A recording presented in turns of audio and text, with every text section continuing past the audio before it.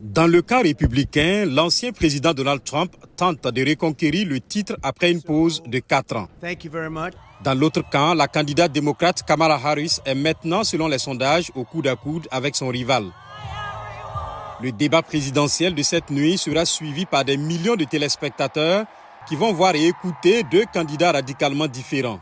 Le duel de ce soir a lieu quelques semaines après la performance médiocre du président Joe Biden lors du débat de fin juin contre Trump. Par la suite, Biden a annoncé qu'il abandonnait la course. Aujourd'hui, Kamala Harris, qui le remplace, affronte Donald Trump en direct sur un plateau de télévision. Ce face-à-face où tous deux se battront pour gagner des points auprès d'un électorat très divisé pourrait être décisif.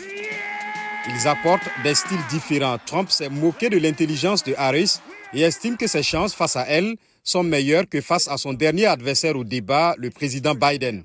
Il est plus intelligent qu'elle. Ils attendent le débat.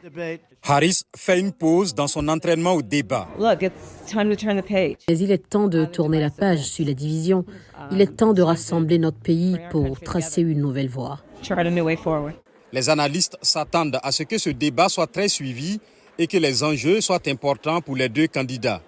Trump doit prouver qu'il peut être président et il doit prouver à beaucoup de gens qui le regardent qu'il peut être aussi sûr de lui et aussi agressif qu'il le souhaite sans être grossier s'il veut essayer d'attirer tous ceux qui ne sont pas encore dans son train. Kamala Harris doit prouver qu'elle est présidentiable et qu'elle peut attaquer et se retenir.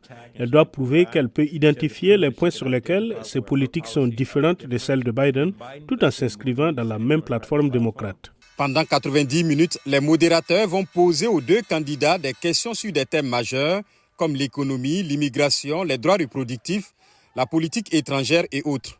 Chaque candidat aura un stylo, du papier et de l'eau et 2 minutes pour répondre. Dans une certaine mesure, les débats donnent aux deux candidats un laissez-passer car ils peuvent énoncer les choses qu'ils veulent faire, leurs aspirations, sans avoir à expliquer comment ils les réaliseront. Mais là où cela devient important, c'est qu'ils doivent au moins dire à quoi ils pensent que cela ressemblera. Tout se passe ce soir à Philadelphie, la ville historique où a été écrite la Déclaration d'indépendance des États-Unis le 4 juillet 1776, puis la signature de la Constitution américaine en 1787.